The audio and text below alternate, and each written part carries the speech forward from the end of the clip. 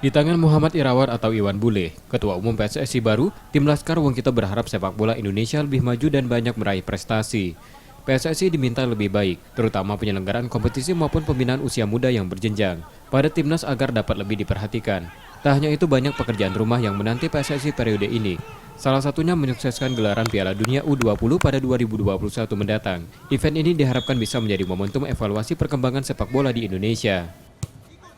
Mudah-mudahan ke depan PSSI lebih maju lagi, ya, lebih berprestasi lagi. Pasti mungkin sudah dipikirkan sama ketua juga pasti ya, PR-PR itu. Mudah-mudahan PR-PR itu bisa diselesaikan dengan ketua umum yang baru.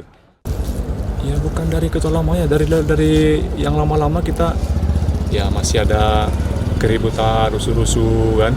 Itu kan buat sepak bola kan nggak nampak kali ini kampung tarkam kita kan. Yang kedua masalah penyuluhan ke pemain, wasit, semuanya lah, supporter.